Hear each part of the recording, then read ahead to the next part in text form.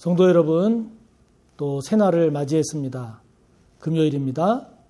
오늘도 다 같이 하나님께 사도신경으로 우리의 신앙을 고백합니다. 나는 전능하신 아버지 하나님, 천지의 창조주를 믿습니다. 나는 그의 유일하신 아들, 우리 주 예수 그리스도를 믿습니다. 그는 성령으로 잉태되어 동정녀 마리아에게서 나시고 본디오 빌라도에게 고난을 받아 십자가에 못 박혀 죽으시고 장사된 지 사흘 만에 죽은 자 가운데서 다시 살아나셨으며 하늘에 오르시어 전능하신 아버지 하나님 우편에 앉아 계시다가 거기로부터 살아있는 자와 죽은 자를 심판하러 오십니다. 나는 성령을 믿으며 거룩한 공교회와 성도의 교제와 죄를 용서받는 것과 몸의 부활과 영생을 믿습니다. 아멘. 오늘 우리가 함께 나눌 말씀은 마가복음입니다. 마가복음 10장 1절에서 12절까지입니다.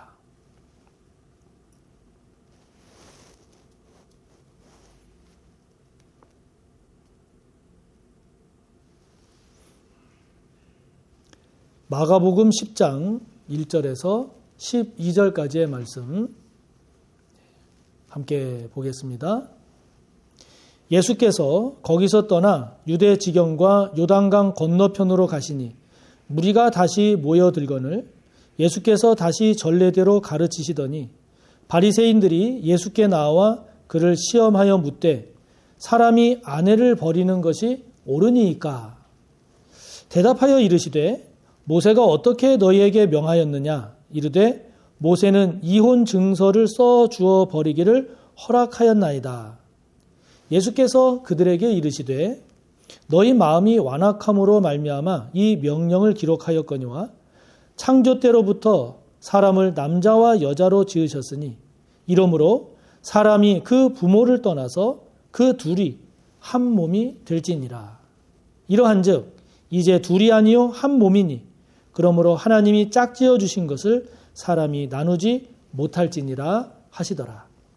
집에서 제자들이 다시 이 일을 물으니 이르시되 누구든지 그 아내를 버리고 다른 데 장가드는 자는 본처에게 간음을 행하며 또 아내가 남편을 버리고 다른 데로 시집가면 간음을 행함이니라. 아멘. 오늘부터 다시 마가복음을 함께 나누게 되는데요. 사순절 기간 그리고 부활 주일인 4월 17일 그 다음날 월요일 4월 18일까지 이제 마가복음을 나누게 됩니다. 예수님의 행적을 기록하고 있는 이 마가복음, 그래서 이제 사순절과 부활절 그 다음날까지 그 예수님의 행적을 쭉 이렇게 따라가면서 사순절의 귀한 은혜가 있으시기 바라고요. 그리고 이 사순절 기간을 통한 십자가 구원의 은혜가 있으시기를, 그리고 부활의 기쁨, 부활의 영광, 그 은혜가 있으시기를 바랍니다. 오늘 말씀은 아내를 버리는 것이 옳은 일입니까? 라고 하는 그 바리새인들의 질문, 예수님을 시험하고자 던진 이 질문에 대해서 예수님께서 하신 말씀들을 우리가 살펴보면서 오늘 우리가 무엇을 묵상해야 할 것인가 하는 것을 함께 나누려고 합니다. 우리나라도 얼마 전까지 지금도 그런 면이 좀 많이 있습니다만은 굉장히 가부장제고 남성 중심의 사회였죠.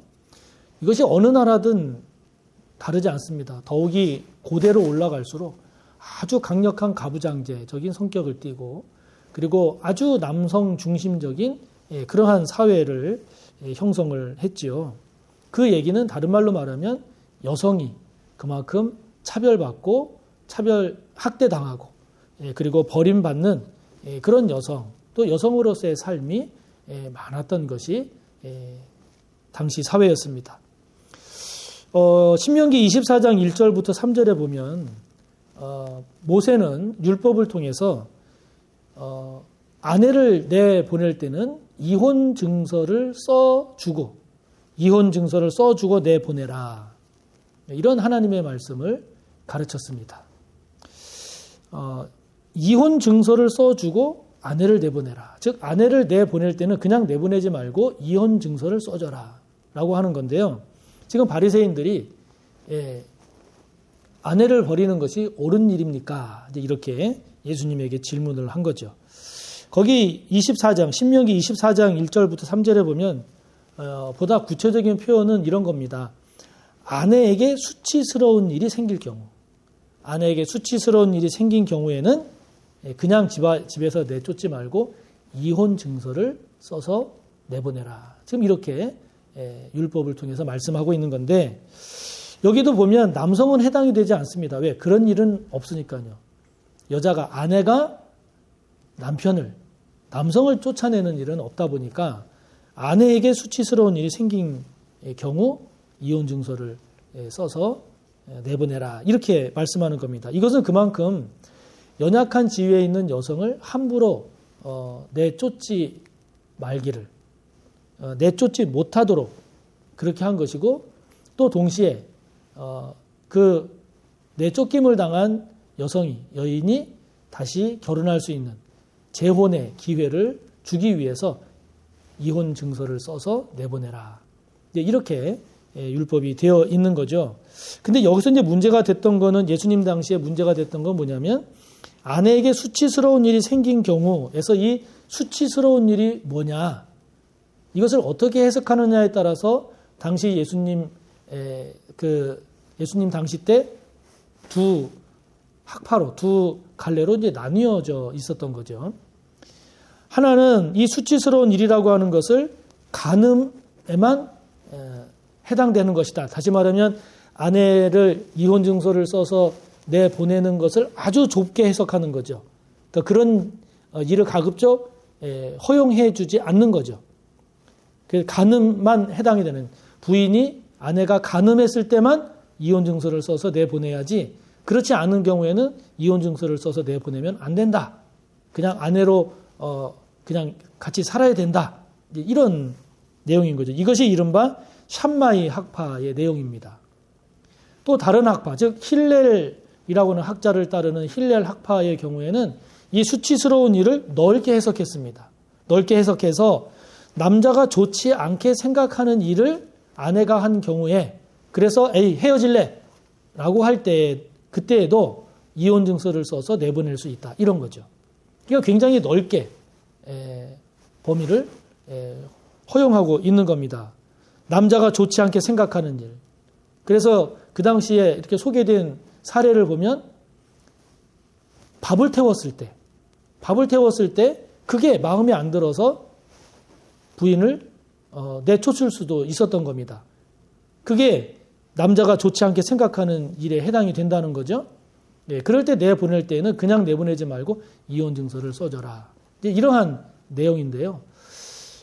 이러한 것들을 이렇게 종합을 해서 아내를 버리는 것이 과연 옳은 일입니까?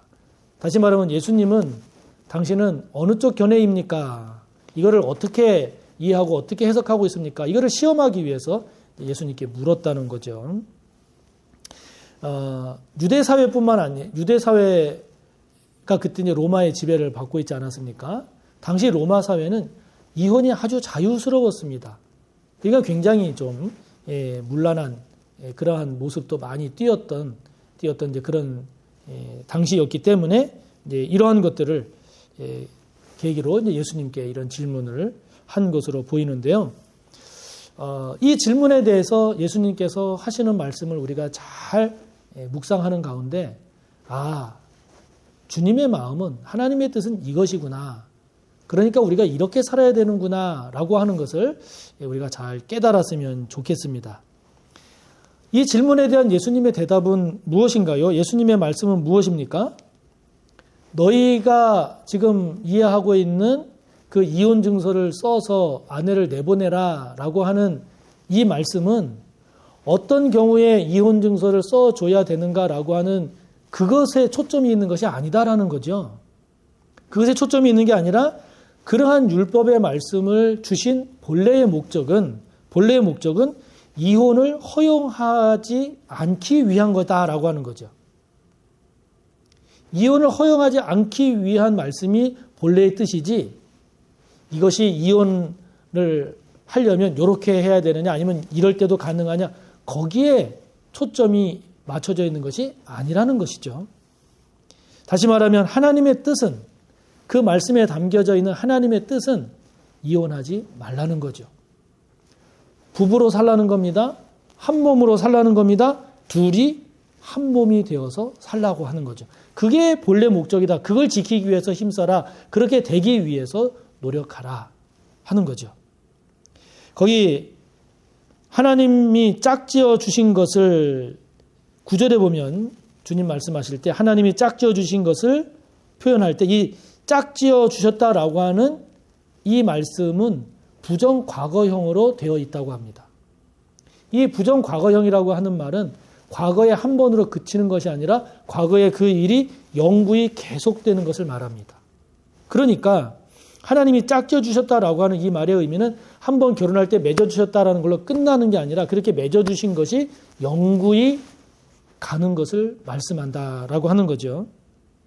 그러니까 지금 예수님이 말씀하고자 하시는 것은 그 말씀의 문구를 가지고 그 문구를 자신의 의도와 자신의 뜻에 맞게 해석하려고 하는 그러한 것을 예수님께서 책망하시는 거죠. 책망하시면서 그 말씀이 지니고 있는 본래의 뜻을 찾아내라. 그 말씀을 전하고자 하시는 하나님의 본래의 의미, 본래의 뜻, 본래의 마음에 충실하라 라고 하는 것이 오늘 우리 주님의 말씀인 것이죠. 그러니까 그 말은 또 다른 말로 말하면 하나님의 말씀을 죄 짓기 위한 방법으로 또는 자신의 욕망이나 자신의 뜻을 행할 구실을 찾는 도구로 사용하려고 하는 그러한 태도, 그러한 의도, 그러한 자세를 예수님은 잘못됐다, 틀렸다, 그렇게 해서는 안 된다라고 말씀하시는 겁니다. 여러분, 우리의 신앙생활도 마찬가지죠. 우리가 신앙생활 할 때에 하나님의 말씀을 내 뜻을 성취하기 위한 도구로 사용해서는 안 되는 겁니다. 그를 문자적으로 좁게 또는 넓게 그를 내 마음대로 해석을 해서 내가 원하는 뜻을 껴 맞추기 위한 그런 도구, 그런 방법으로 말씀을 이해하고 말씀을 적용해서는 안 된다라는 거죠. 그렇게 해서는 안 된다라고 하는 겁니다.